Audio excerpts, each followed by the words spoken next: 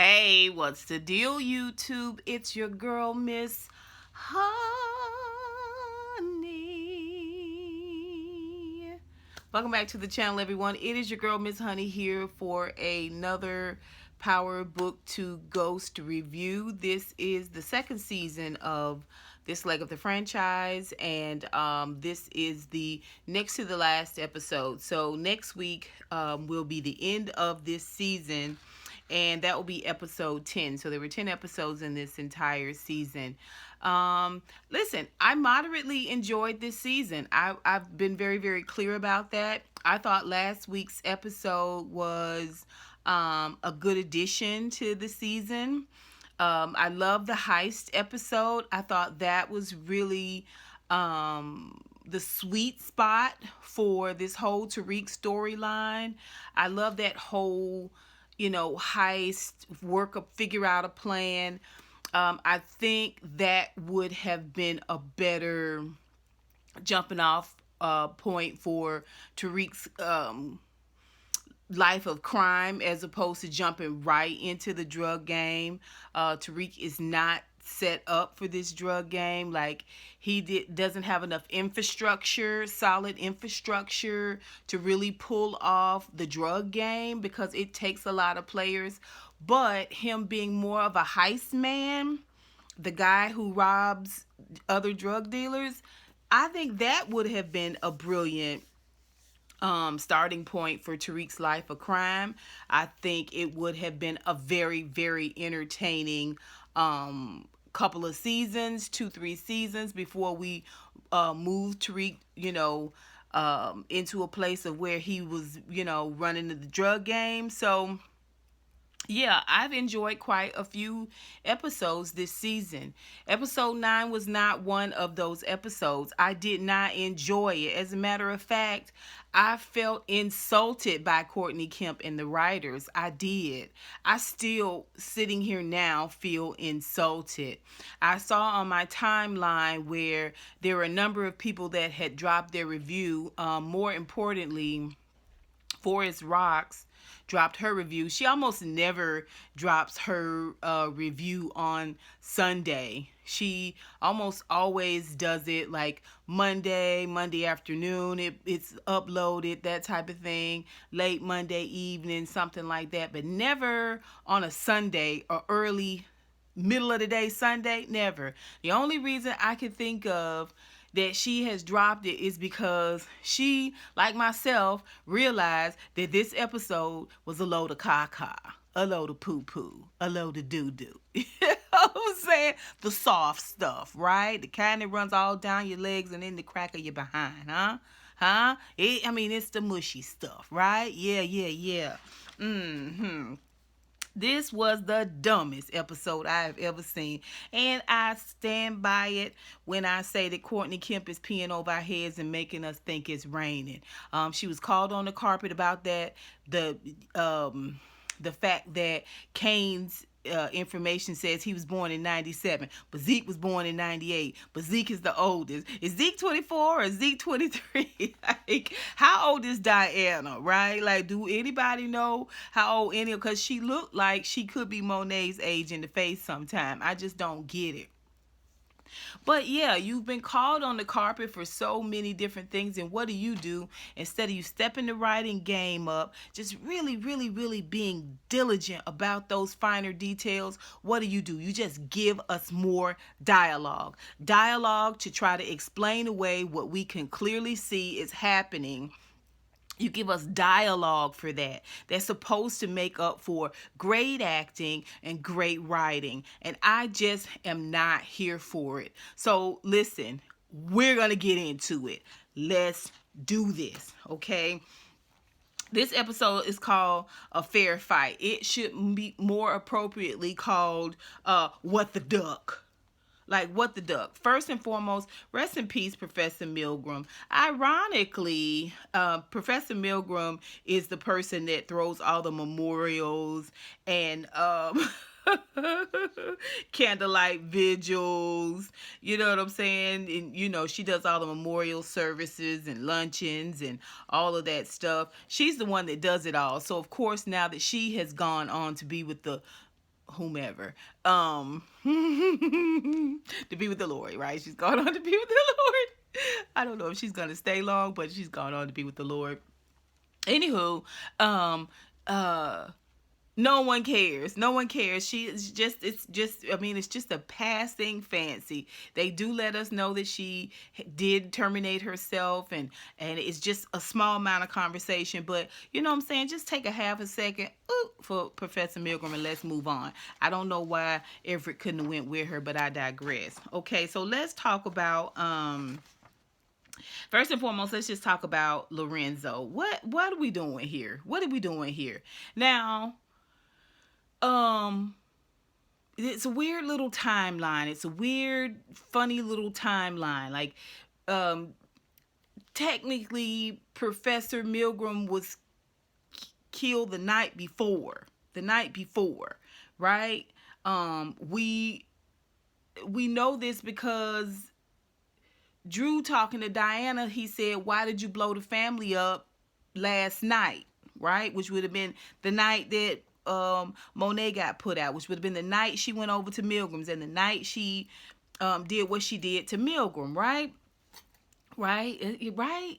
Okay, but it's fine. It's fine. Let's not get down the timeline. But anyway, he has torn up the house, right? So this is the next morning. He has torn up their bedroom and he is just sitting there in contemplation. In comes Drew and Diana, and they want to know if he's okay. Does it look like he's okay? Does it look like he's okay? And he is like, you know what? What we need to do is we need to find my drugs. I just talked to your brother and he says that the connect was robbed and I can't get my re-up.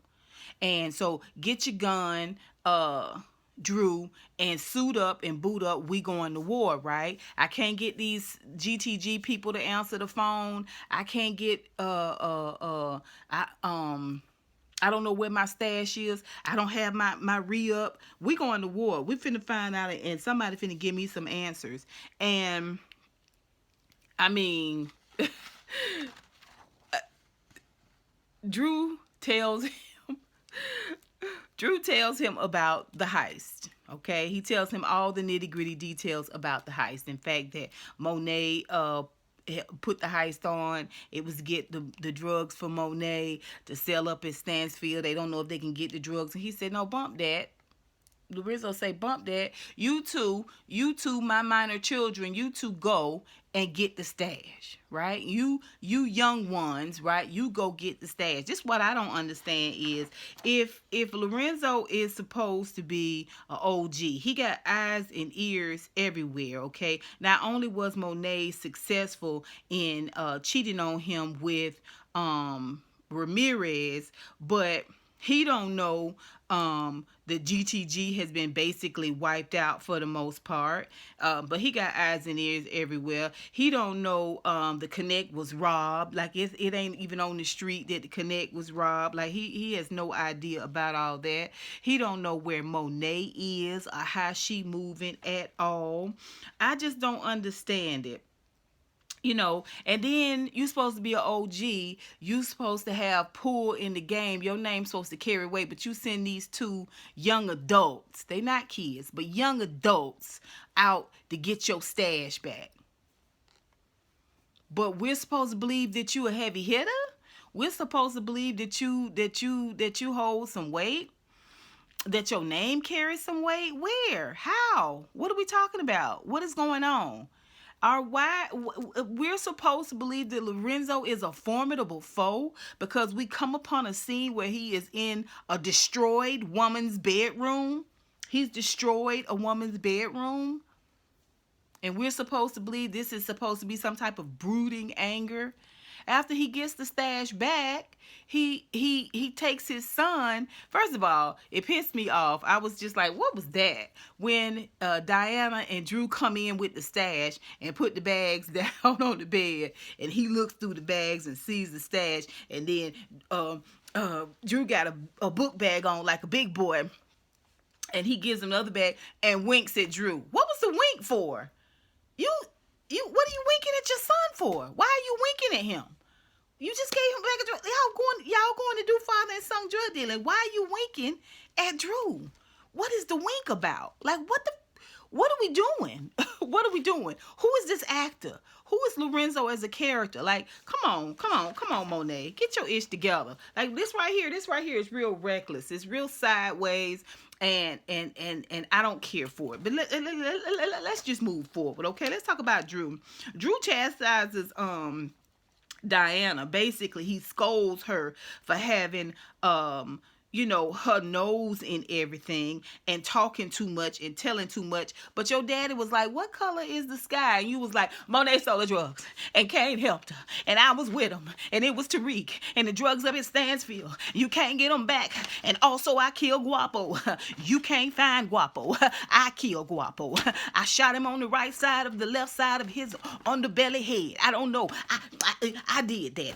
Oh, and by the way, here's the code to the safe. Sir, all your dad said was, let's go roll out and we're gonna have a talk with Guapo.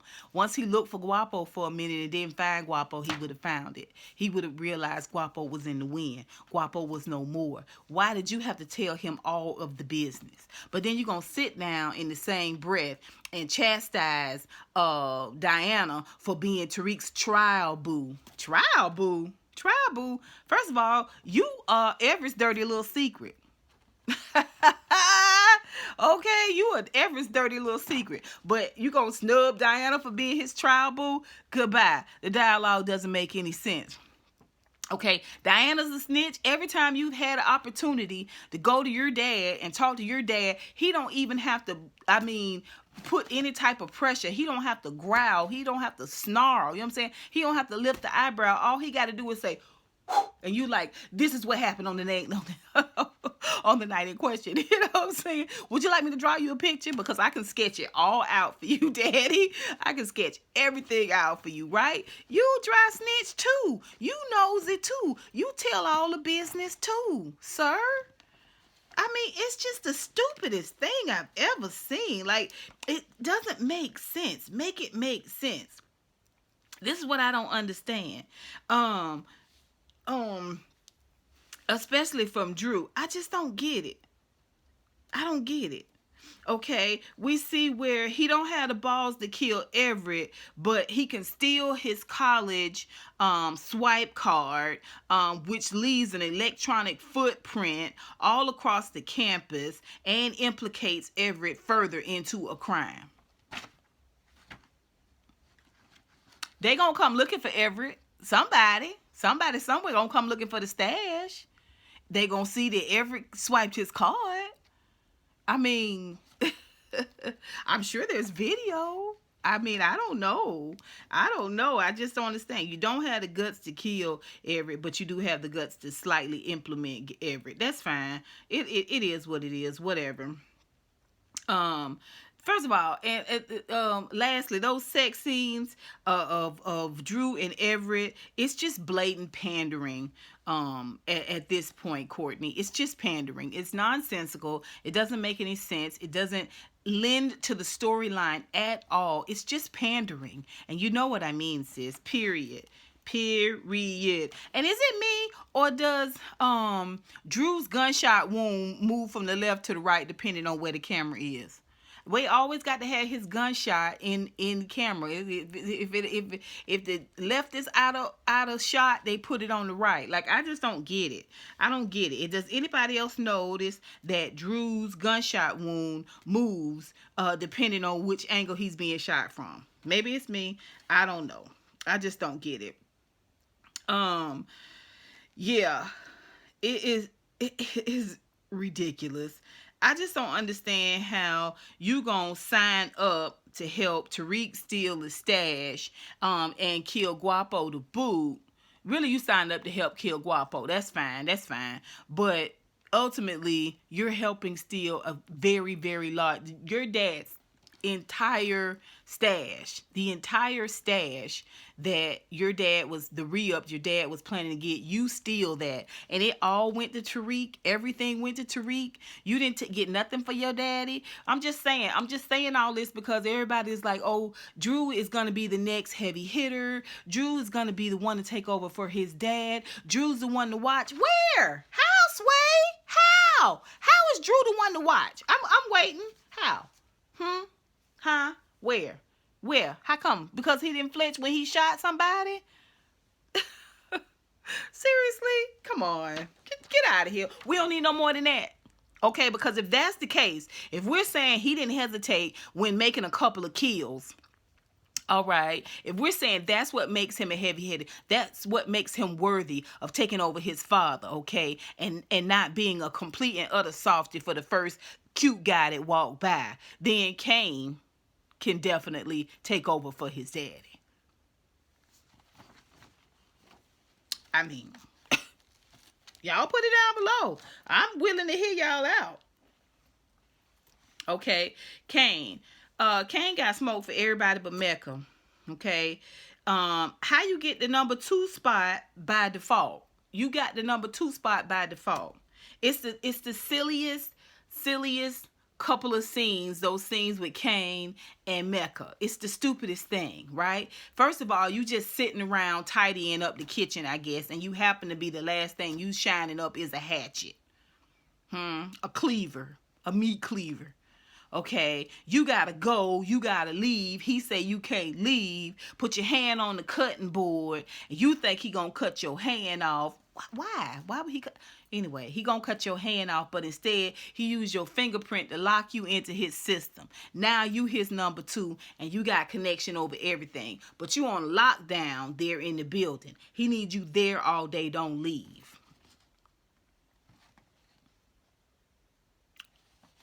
Okay. That's fine. That's fine. Right. He ain't cutting your hand off. He giving you access to his entire building. Oh, okay. All right. That's fine. No problem. That's fine. We can just move on past that. We don't have to do that. He can't leave, but he goes to see Effie and Braden. Okay. He can't leave, but he goes to see Effie and Braden. Effie got T, and Braden, he needs to threaten Braden. See, because essentially what Kane does is, instead of him going and covering his own tracks, he's using college students. He's using college students to basically cover his tracks. But my whole point about him going to see, he can't leave, he got to get back, it's imperative. He goes to see Effie and he goes to see Braden, but when time comes, he calls Monet on the phone. Why wouldn't you go see your mama? If you ain't got but a couple of times to roll out without being seen, why wouldn't you go see your mama? You see you in a situation. No, that's fine. Back to my point about he using college students to get rid of evidence, to get rid of witnesses, to clear his name. Like, are you serious? Are you serious? This is Kane. This is how you guys have written Kane to be this formidable foe that we're supposed to fear. All he has done basically in this season is pass the buck off to the college students. Basically.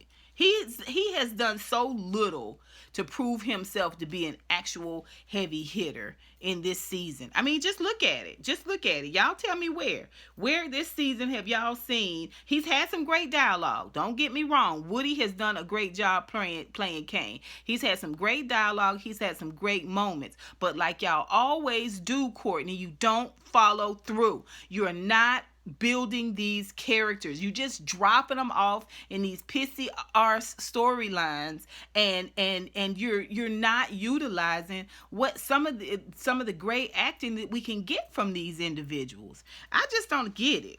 I just don't get it. The storyline is stupid. You using college kids to clear your name. But I mean, I guess it works because ain't nobody looking for you really. Not really. I don't get it. So, I it's just crazy to me that he still has not been picked up. He hasn't been questioned. He hasn't been racially profiled. He hasn't been unlawfully detained. They basically tried Zeke in 2 days, not only in public but also in the court system. And we Kane hasn't even Kane was on it. Kane's Oh my Lord. I feel like my head's gonna explode. I feel like my head is gonna explode. Kane hasn't even, like I said, been pulled over and unlawfully detained. Nothing. Not nada. Not even the slightest little bit, right? This is the storyline that we're getting. Right? Let's go ahead and talk about Monet. Ooh, child.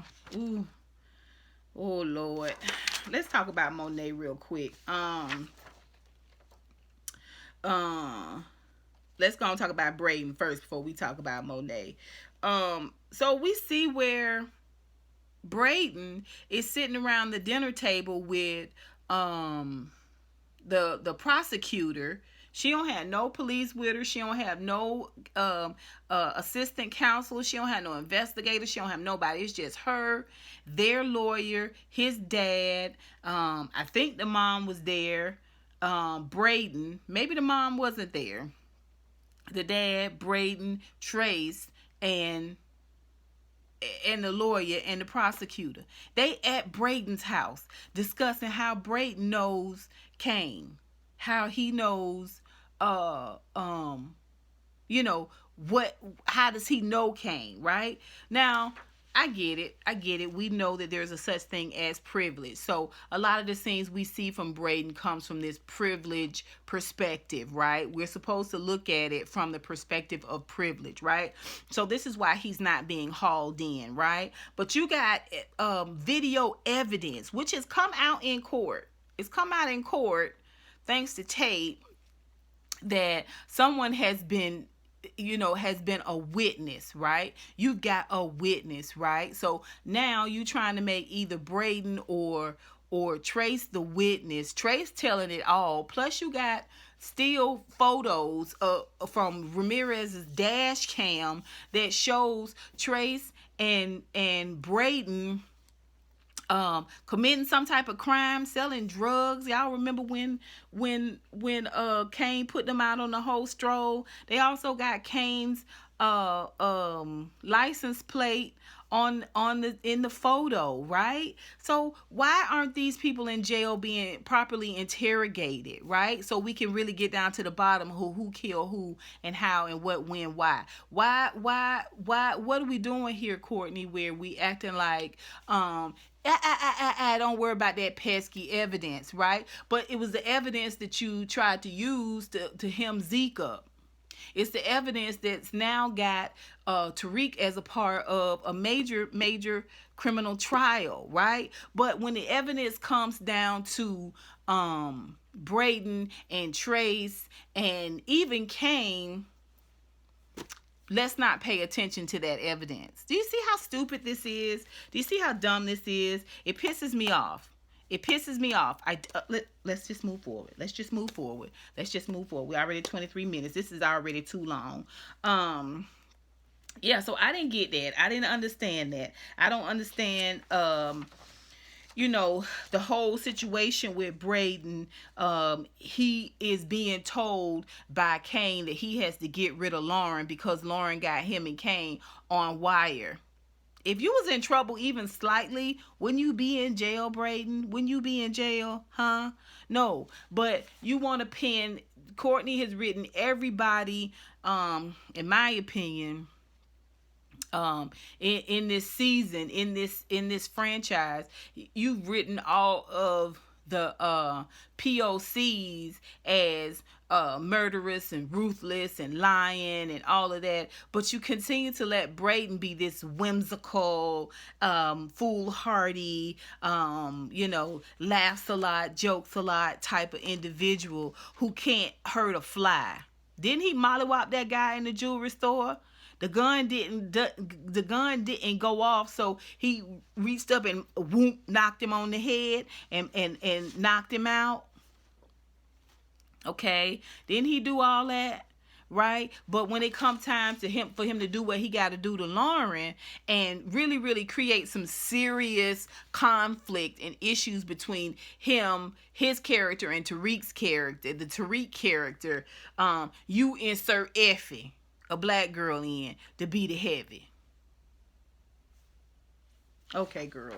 Okay, Courtney. Okay, Courtney, that's fine. That's fine, whatever.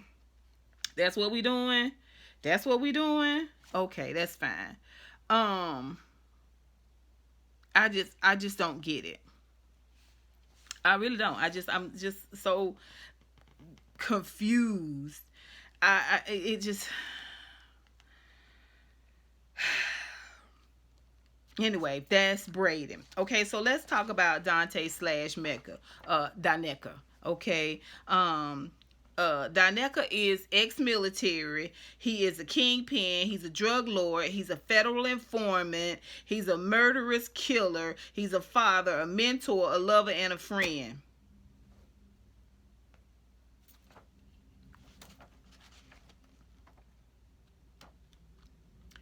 But you gonna forsake all of that for golden coochie, or what you consider to be golden coochie, which is supposed to be Monet.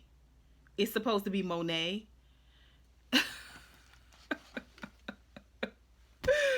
First of all, Courtney, I don't know why you get somebody else to do the acting, because clearly Mary J. Blige does not like to be touched by another male, but not another male. Freudian. She does not like to be touched by a male. All them scenes with her and Lorenzo supposed to be in the bed, she is so close to the edge of that bed. Like, if you please don't breathe my way, please don't touch me. She is the most uncomfortable altogether. So this is a person you're going to try to sell as so unbelievably unforgettable, that this man, who is, again, is ex-military, a kingpin drug lord, a federal informant to the 10th degree. He has taken down so many high profile criminals with his informant skills. He's a murderous killer, a father, a mentor, a lover, and a friend. I was your lover and your secretary. Okay. And he's supposed to have all of this is supposed to be forsaken. All of this is supposed to be put in jeopardy for Monet. Okay, that's fine, but we're gonna buy all that. But he's supposed to have state of the art security, but you don't know that the bag is gone out of the closet. The bag with the ring in it, the bag that had all of your informant information in it, all your passport information, your flight information, your agenda book, your schedule for the next 6 years, your mama's address, your sister's address, your daddy's address. Okay, all of this information was in the bag. Oh, the tracking device was supposed to be the security? Okay, all right, that's fine. It's okay. Your stash was robbed. You had a mole in your camp, but you don't know where your informant papers were. That was it on the top. On the very top of the bag, when Tariq opened it up, it was like passports, all of my information about me being a federal informant. Okay, that's fine. That's fine. State-of-the-art security, but you don't know what the bag is. And the bag contains all of the contents of your storyline. Okay. So you top secret, and you're supposed to be top secret in the federal system, informant system, but Davis knows all about who you are.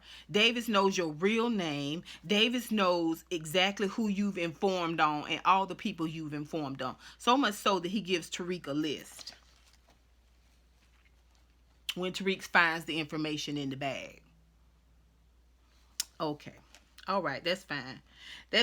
Davis knows all about you, but you're supposed to be top secret. If Davis knows about you, everybody knows about you.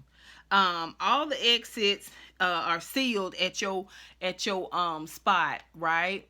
And the bag is gone, so you decide that you gonna hold a gun to Kane's head and say, I know you took my drugs, but I need that bag back. So let me get this straight.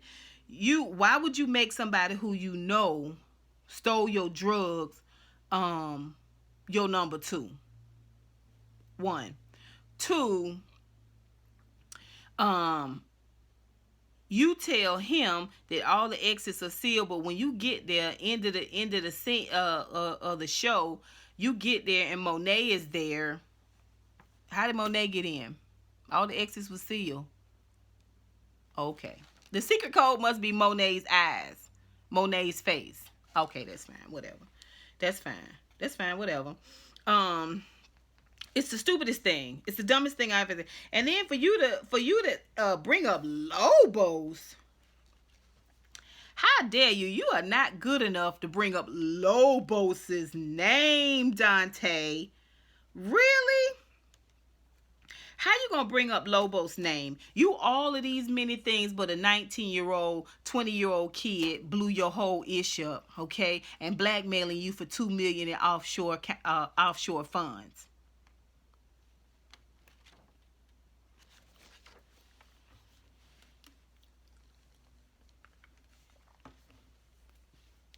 Oh, did y'all come for a blow by blow?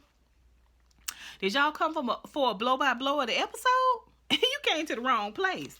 You came to the wrong place because I'm blowing up Courtney Kemp's spot in this review. That's what we doing. Huh? We setting fire to all these paper thin storylines. You know what I'm saying? These plot lines. This what we doing over here today. But I digress. I believe I left out Diana. Let's talk about Diana. Diana set fire to her entire family over Tariq. Okay? And then we see where she works with Drew to rob Tariq blind. You blew your whole family up over the fact that your mama didn't want you with Tariq. Okay, and then because you find out that he asked you to come down to the courthouse to be able to try to keep you out of everybody's business so you wouldn't be telling your daddy everything that they was doing. And that's your reason for going down and robbing him blind? That's your reason for stealing from him? Okay, Diana. Okay. You stupid, just like your mama said. You young and you naive. Okay? And you in above your head. You out of your depth, my dear. That's Diana. Lobos? I was like, Lobos? You don't dare bring up Lobos' name, sir. You're not good enough to lick Lobos' boots. I bet you Tariq couldn't have took Lobos down. Okay, so let's move on. Effie. Ooh, child.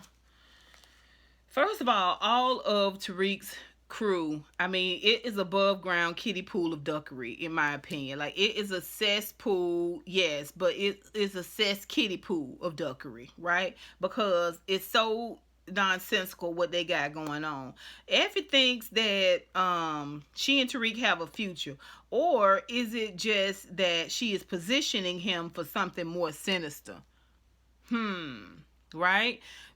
Braden comes to her and has a conversation with her. They make out some type of arrangements, which he has to go through with because Effie's going to be the one to take out Lauren. That's what it's being made to look like. It was kind of left open-ended when they were supposed to be doing the exchange. Exchanging, Lauren out. At first, he was going to let Lauren go free. This was supposed to make him look like the good guy. Effie rolls up out of the blue. She done followed him down a dark road, and she took the money, and she took Lauren. So it looks like she's going to act, on Lauren, but it's so open-ended, we don't know. And we also don't know if Effie is an informant herself. We don't know really what Effie got going on. We don't know. We have no idea, right? Okay. I didn't understand. Effie knows that the Tejadas give, but she's more worried about what Lauren got going on than Diana. I would think you would keep Diana close, but I digress. Okay, so let's go and talk about Zeke. Zeke is book two's Sean. Y'all remember Sean, Kanan's son, the one he shot in the face? That's who Zeke reminded me of this episode. I mean, he's such a blubbering buffoon. You know what I'm saying? He's all over Carrie, child. He done discover her body. He's not even shaken or moved at all. The shock of finding her body is just, I mean, it's okay. It's fine. That was yesterday. This is today. He's got him an agent. He's worked all this out since last night. Since last night, he's got an agent. He's doing press conferences. How you doing a press conference and the woman you were sleeping with, which is publicly known. They was talking about it on the party line the night before. Now you doing a press conference? Okay, that's fine. That's fine, Zeke. That's fine. He during the press conference, the truth about his age comes out, but it doesn't even matter. He just does what he always does.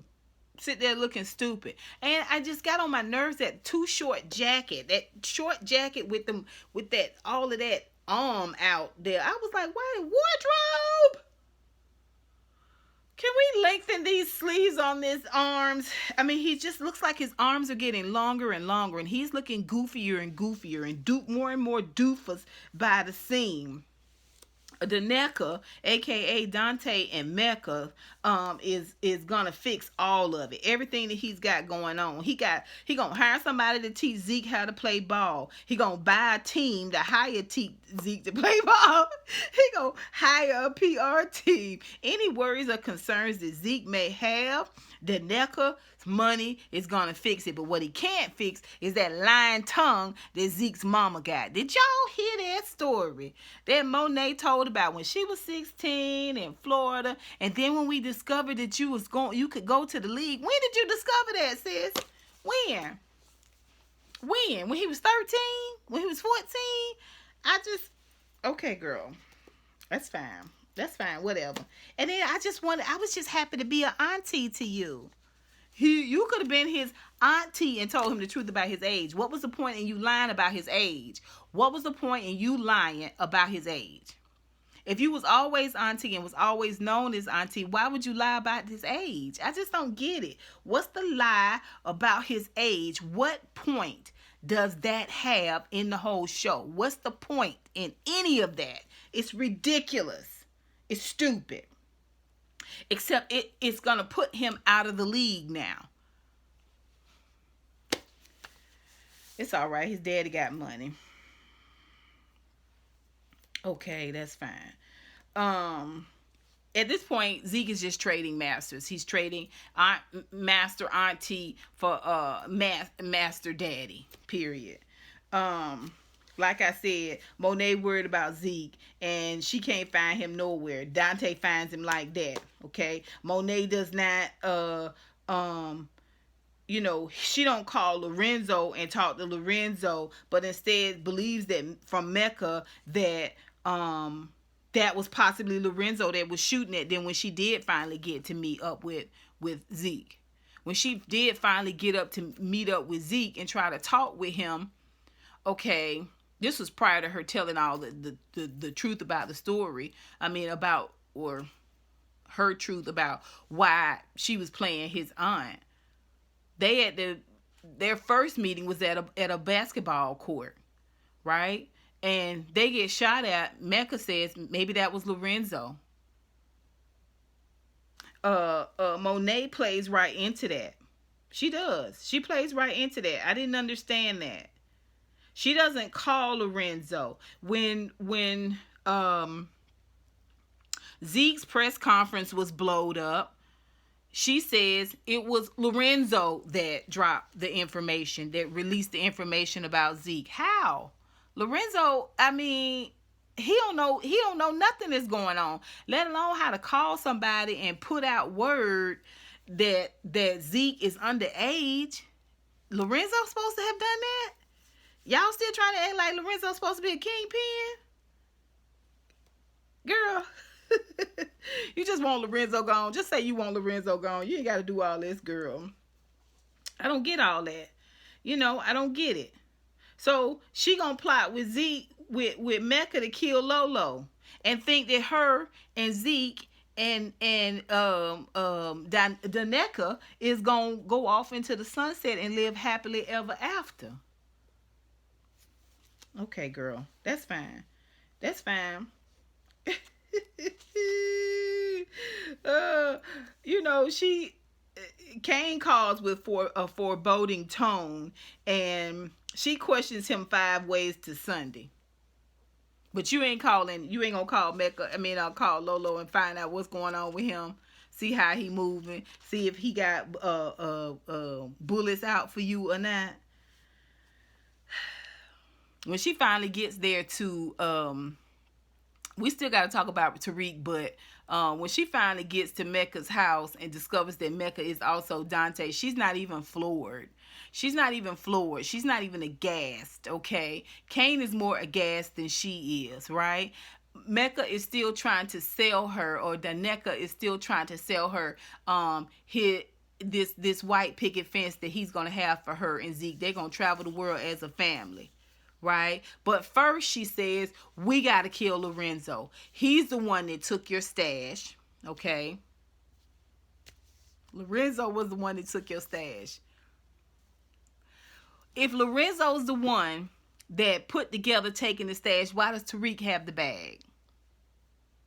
Why does Tariq have the bag? Lorenzo would have the bag, right?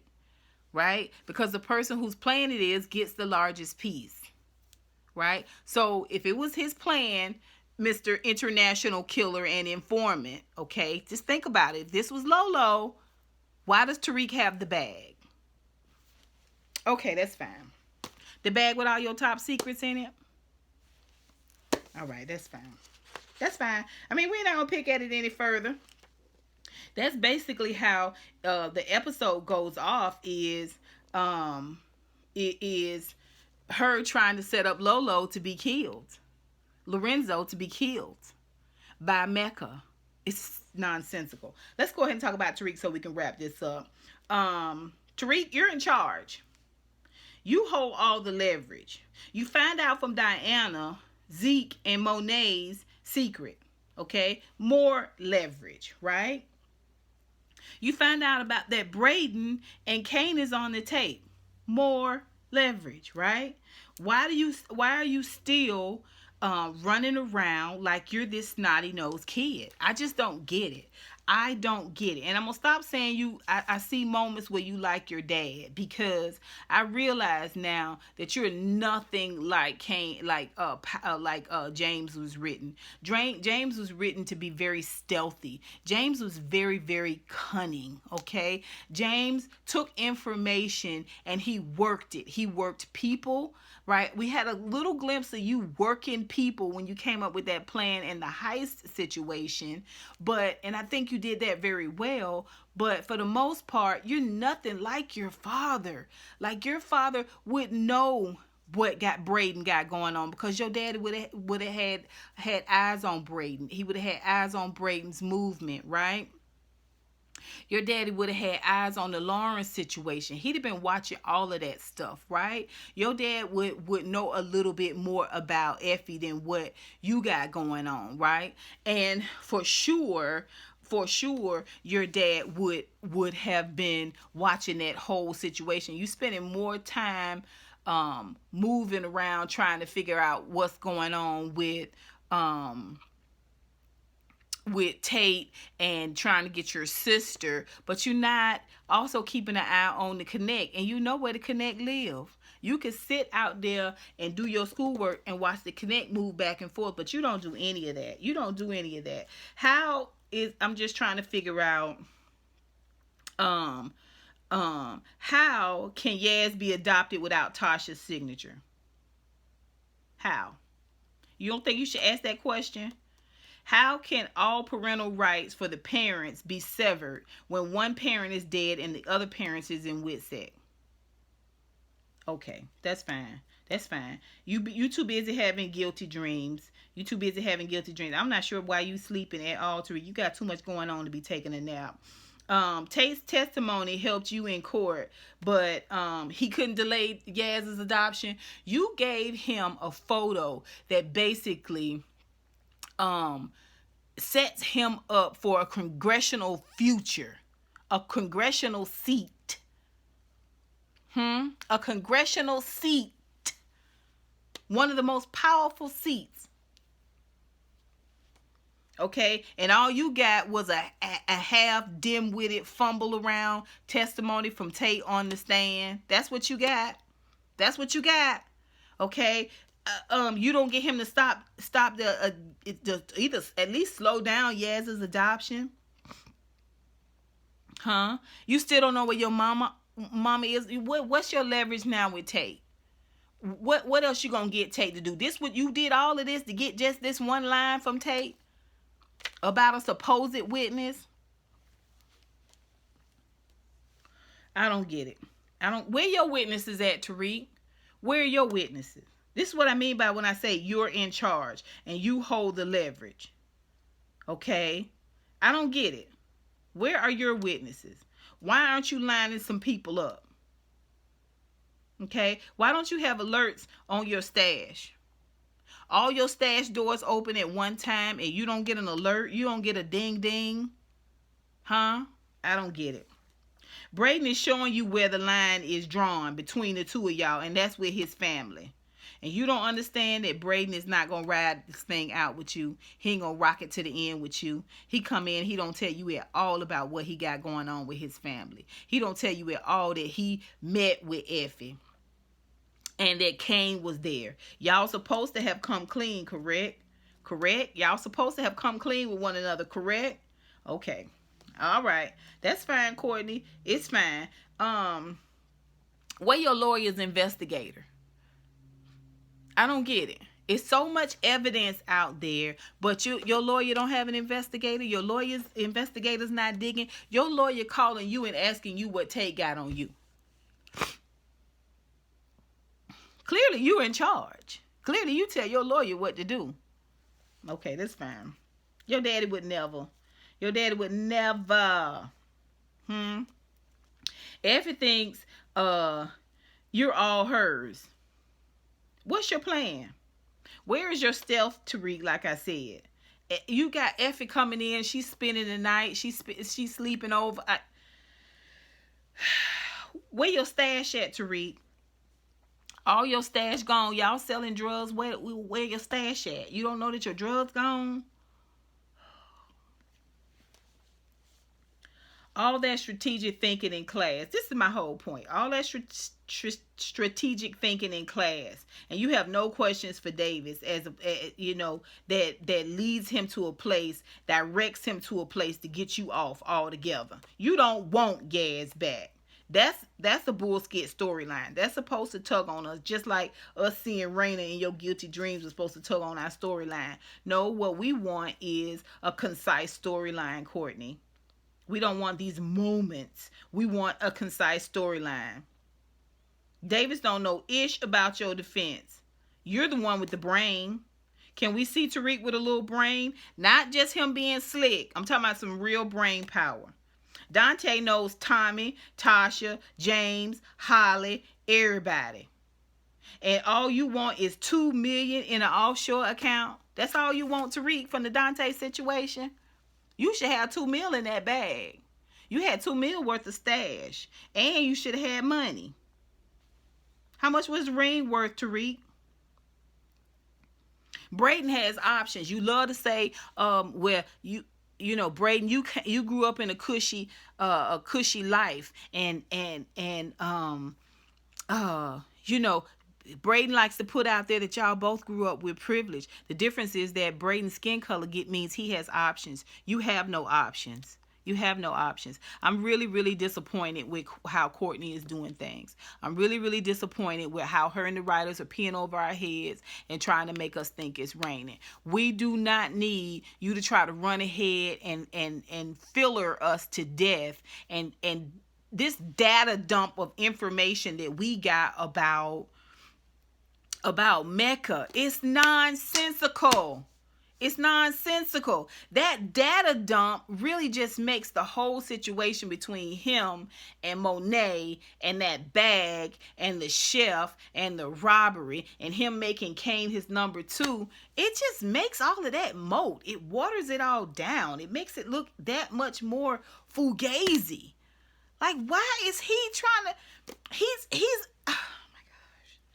He's a major, major informant. And it wasn't until you saw Zeke on ESPN that you realized that could be my son. Where? Where you see that? Where you see that on Zeke's face? He don't look like he Monet's or yours. He don't look like he Monet's or yours. This is supposed to be this positioning where Mecca and Kane and Monet is supposed to be going to war against, I guess, Diana, Lorenzo, and Drew.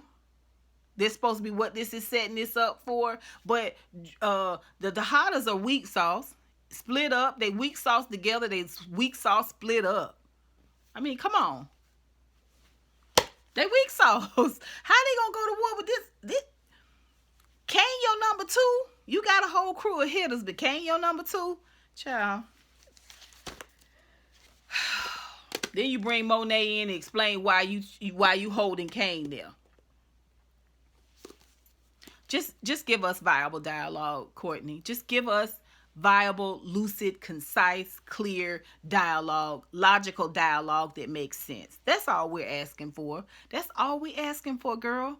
That's all we asking for. You give us all this foolallah, that whole driving thing that Braden was doing in the dark and Lauren pretending to be sleeping, waking up, and why do you have me here? Like, why are we wasting our time with that? Why are we wasting our time watching Everett and Drew swap spit? It not only is it pandering, it's nonsensical. It doesn't make any sense. When you could be giving us storyline, when you could be giving us quality storyline. I'm out, y'all. Y'all tell me what y'all think. Y'all tell me what y'all think of this episode. I was just so frustrated. Oh my gosh, I was just so frustrated with this episode. It was just so stupid. Y'all tell me what you think. Y'all put it down below. Until next time, honeybees. Mwah, mwah, mwah.